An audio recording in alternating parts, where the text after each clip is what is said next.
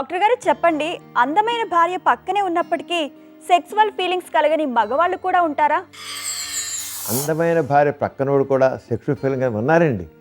దానికి ప్రధాన కారణం ఏంటంటే అతను ఆల్రెడీ మనసు ఇంకెవరికైనా పారేసి ఉన్నట్లయితే, అలాంటప్పుడు అందమైన భార్య ఉన్నోడు కూడా ఆల్రెడీ ఇంకోటి మన మనసు అంకితం అయిపోయింటే కూడా వాళ్ళకి ఏ రకం స్పందన కలగదు.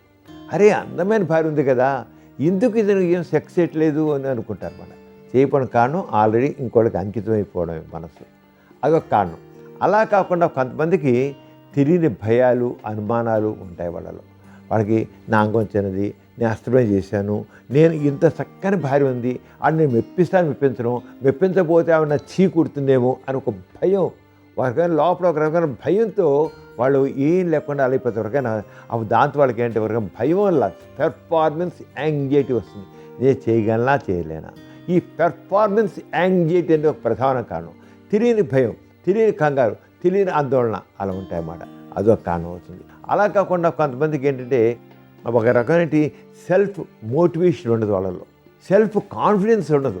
ఆ సెల్ఫ్ కాన్ఫిడెన్స్ సెల్ఫ్ మోటివేషన్ లేకపోవడంతో వాళ్ళు చాలా సందర్భాల్లో చేయగలుగుతారు. చాలామందిలో సెల్ఫ్ కాన్ఫిడెన్స్ ఉండదు. నేను చేయగలను, ఐ కెన్ అనేది ఉండదు. అరే మరి మామూలుగానే ఉంటారు, కానీ ఐ కెన్ అనేది ఉండదు. ఐ కాంట్ అనుకుంటారు.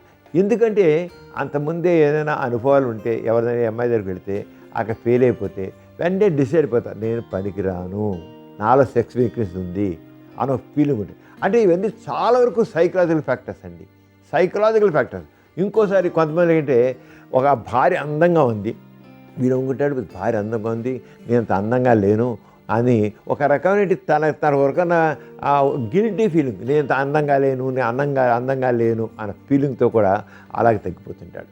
అంటే ఇవన్నీ సైకలాజికల్ ఫ్యాక్టర్సే. నేను తగినంత అందంగా లేను అని ఆ రంగం. కొంతమందికి స్ట్రెస్ ఫ్యాక్టర్ ఉంటుంది.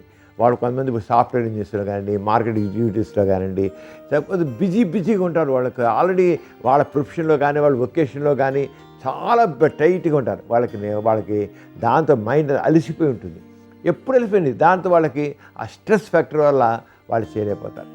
కొంతమంది నిద్ర ఉండదు, కొంతమంది అంతా నైట్ టైం డ్యూటీస్ ఉంటాయి, ఆ నిద్ర టైం ఉండేవి కూడా వాళ్ళు చేయలేకపోతుంటారు. అదే so many factors, physical characters ఉంటాయి, అలాగే సైకలాజికల్గా ఉంటాయి. అలాగే అందమైన భార్య ఉన్నప్పుడు కూడా వాళ్ళు చేయలేవాడు. మెయిన్గా మాత్రం వాళ్ళకి సైకలాజికల్ ఫ్యాక్టర్స్ అని ఇలాంటి వాళ్ళకి కౌన్సిలింగ్ చేసి వాళ్ళకి తగిన విధంగా వాళ్ళకి కాన్ఫిడెన్స్ లెవెల్స్ పెంచినట్లయితే, వాళ్ళ మోటివేషన్ సెల్ఫ్ మోటివేషన్ వచ్చేటట్టు చేస్తే తప్పకుండా పాల్గొంటారు. అంటే చాలామంది ఉన్నారండి, మంచి భార్య, చక్కగా కోఆపరేటివ్ భార్య ఉంటుంది, ఎంతో సహకరిస్తుంటుంది, అయినప్పటికీ చేయలేవాడు. అలాగే ఎన్నో ఫ్యాక్టర్స్ ఉన్నాయి అరగాను. అంటే నిద్ర కావాలి, అలాగే వాకింగ్ కావాలి, వాళ్ళతో నలుగురితో కలిసిమెలిసి సరదాగా ఉండాలి, ఆ డిప్రెషన్ బయటపడాలి. డిప్రెషన్ కొంతమందికి ఆ డిప్రెషన్ బయటపడాలి.